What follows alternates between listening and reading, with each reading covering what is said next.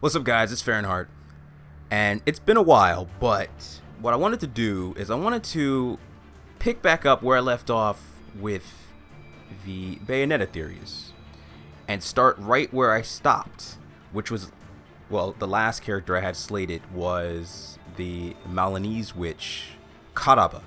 Unlike the last couple theories that I made with Akko, Queen Himiko, and Cleopatra, Karaba has no historical precedent, which was a bit off-putting at first because I was trying to figure out where this character came from, and I couldn't figure it out right away. It turns out that it was actually from a movie by the name of Kirikou.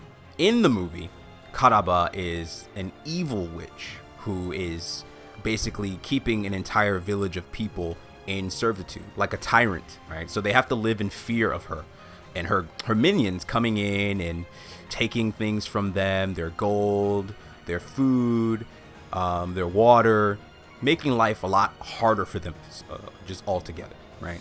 Even burning down their homes. But by the end of the movie, you find out that she was actually attacked by a group of people that ended up lodging a nail into her spine, and it caused traumatic pain. I suppose it put her in a mental state where she just hated everything. She was always angry. She was always in pain. That pain always reminded her of that instance. By the end of the movie, Kirikou, who is the main character of the film, was able to dislodge the nail from her, which caused her great pain, and I believe caused her to lose a tremendous amount of her magical power. But also, with that relief, her head was cleared, and she was no longer this evil tyrant of a witch any longer. But to get the ball rolling, let's look at the description of the accessory in the Gates of Hell that mentions Karaba. Gaze of despair. Cursed braces containing the soul of Muso Koroni, an ancient African goddess said to be the goddess of discord. Placing these braces upon one's arms is said to be an affront to Paradiso, summoning upon its wearer the wrath of the heavens. During the witch hunts, the Milanese witch Karaba was forced into these gauntlets, in which she was brutally murdered by angels. So if we were to take a closer look at the African goddess Muso Koroni, we find that she was apparently their original concept of a woman. She's like the Eve in Adam and Eve. But unlike Adam and Eve, I don't believe they were heralded as goddesses, whereas she was. She seemed like she was originally considered a goddess that not only represented a woman, but also she carried with her the concept of inspiration and creation. So I suppose the idea behind her was that she was created to conceptualize for the Mali people the idea of inspiration. So whenever an idea came to you, the light bulb went off in your head, that was basically Muso Koroni in action. She was helping you to conceive ideas and to become inspired. Now, apparently the Islamic interpretation of the goddess was different. Whereas the African interpretation, the Milanese interpretation, was of the original template of a woman and a goddess who sparked inspiration for the purpose of creation. The Islam interpretation was very different. To them, Muso Koroni was less of a goddess and more of a creature of chaos, something that you would have to keep your eye on and watch out for, someone that brings misfortune and destruction. I believe this particular passage I found on a website actually describes it very well. Veneration of Muso Koroni was severely repressed by Islam. She is now considered a dangerous spirit who must be carefully controlled. Demoted from goddess to witch, she is called the Mother of Chaos, the epitome of primal womanhood. Muso Koroni is now perceived as chaotic, defiant, and unruly. Every human being is believed to possess a fragment of her wild, primeval nature. This wild part is called Wanzo, and in Mande tradition is the feminine force of chaos, which is excised from men via circumcision so that they become completely masculine. I also read a myth that Muso Koroni may have fallen in love with another god, but that god was not faithful to her, and she became scorned. which is what may have given birth to the more volatile, chaotic version of the goddess that the Islamic people believe in, and that is described in the Gaze of Despair. So when you think of volatile, you think of chaotic, you think of defiant, unruly, a primal, wild female nature, defiant. If you think about that, that's probably what the gods are seeing, the angels, when they witness the Gaze of Despair. They see this very defiant, disgusting, chaotic, unruly creature.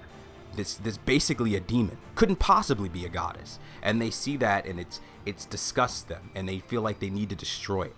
And perhaps that's what the gods see, the angels see, when they see the Gaze of Despair adorned upon the arm of an individual. It's representing something that's very disruptive and grotesque. So I feel like that adds an interesting additional contextual layer to the Gaze of Despair by adding more context to the goddess that is placed within the brace itself. In some ways, the description of Muso Kuroni reminds me of Madama Butterfly, Styx, and Khepri in the sense of their untamed, chaotic nature. I imagine Rodin's one of the only ones that could force a creature like that into submission. So, going off of the description of the Gaze of Despair, where Karaba is mentioned in the Gates of Hell, you could probably see the parallels of the nail that was lodged in her spine in the movie Kirikou could actually be replaced with the Gaze of Despair gauntlet.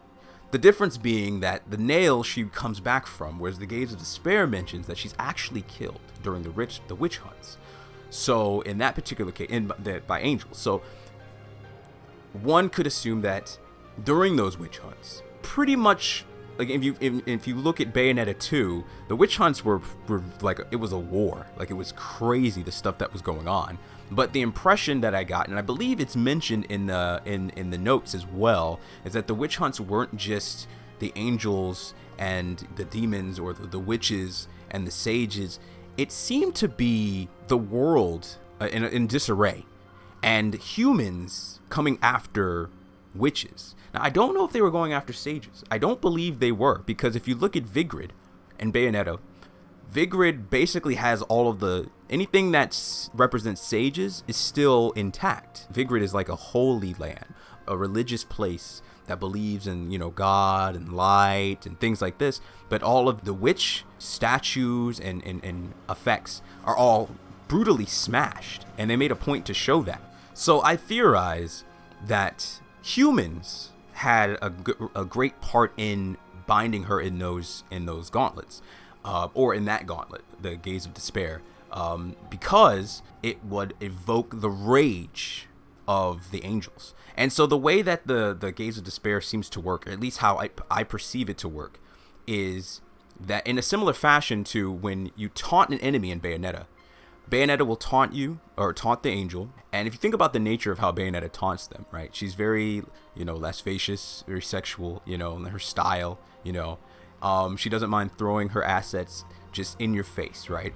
And the angels probably see, not only the fact that she is associated with demons and devil-like creatures, but the fact that she's so flippant about it, that she's just so, in your face about it. So it's just like extra insulting, right? And so their halos glow red, and they start moving very fast and aggressive. And they go berserk, right? They really want her dead, right? If you look at the Gaze of Despair, whenever you wear the Gaze of Despair in Bayonetta, that same effect happens, but just immediately on its own, all by itself.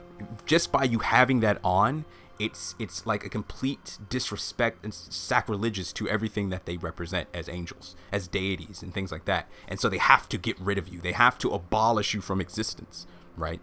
And I feel like, and it wouldn't make sense for angels to put something like that on somebody else, because it's so sacrilegious, it's so angering. They don't want it to exist, I would imagine, right? They want to stamp it out of existence. So that means it must have been put on her by somebody else to incur the wrath of the angels. So I imagine humans got their hands on Karaba, just like in her movie, like in Kirikou, but instead of the nail in her spine, they put the Gaze of Despair upon her arm.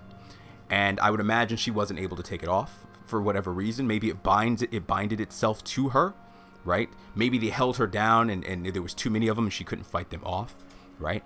It incurred the wrath of the angels, and they have like just rage tunnel vision on her for wearing this sacrilegious accessory, and they come down and let their wrath out upon Karaba, who I'd imagine by that point was probably too weak to fend for herself if she couldn't stop the humans to put it on her in the first place. Now, in Kirikou, as I stated, Karaba it's like a dictator. You know, she was a ruler, an unjust ruler in a lot of ways, and she just wanted power, and she was selfish. She wanted a lot to herself in spite of many others who were suffering.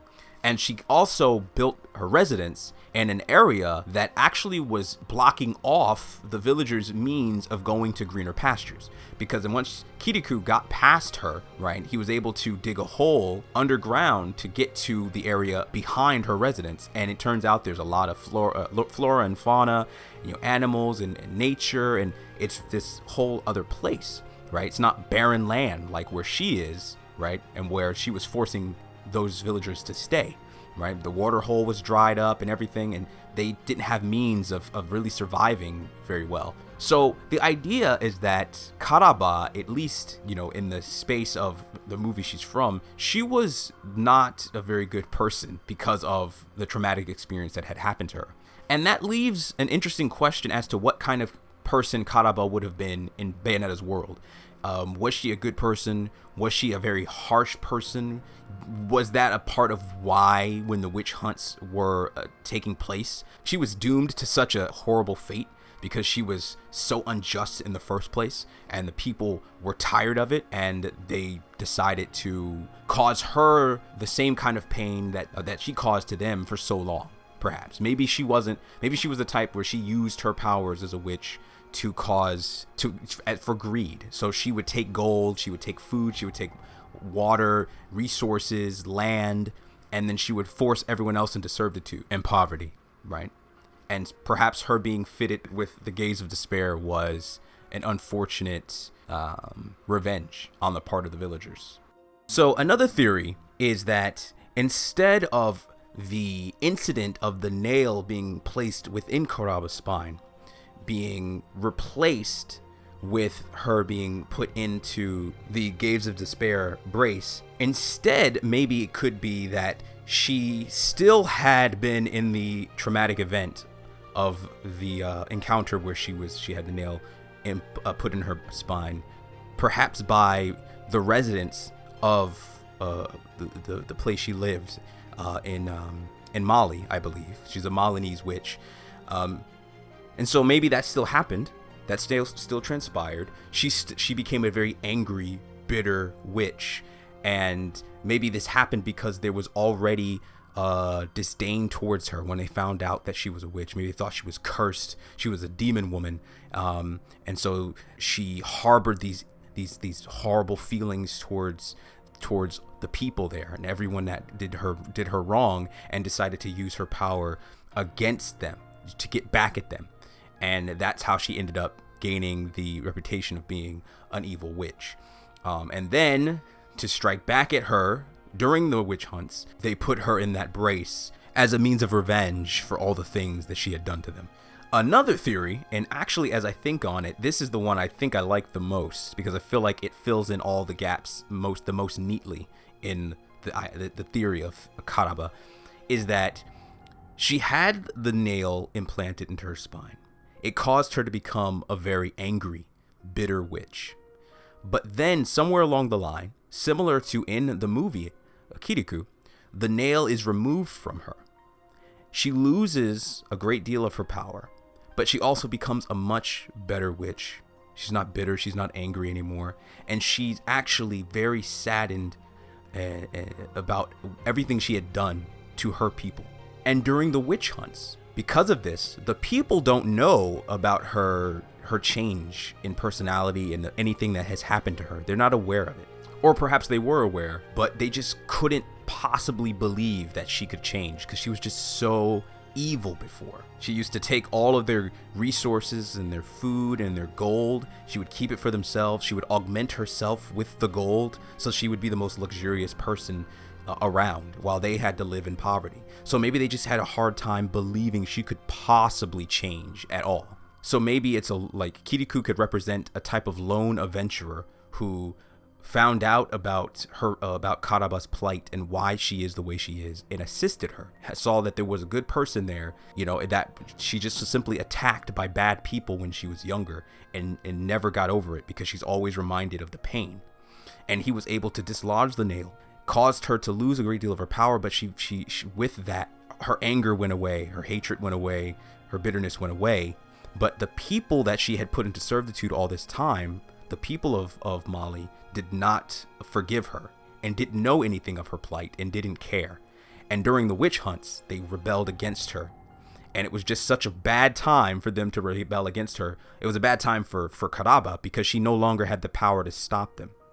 And so perhaps she was forced into those braces and couldn't stop it because her powers were essentially gone. Perhaps she didn't even try to stop it. Perhaps she felt like it was karma coming back for her, and so she just let it happen, because if that's what her people wanted, you know, it at that point she had done so much to them, she figured this is what she deserved. Which kind of, you know, it's almost as if she died as a good person, even though it was from the hatred of those she did wrong in the past, which kind of adds a type of bittersweetness to her as she meets her end. So anyway, that will bring an end to this Bayonetta theory of Karaba. I should title these like Bayonetta theories, and then just have like Karaba, like right at the end. So Bayonetta theories, Karaba, like, yeah. So anyway, it's been a while since I've done one of these.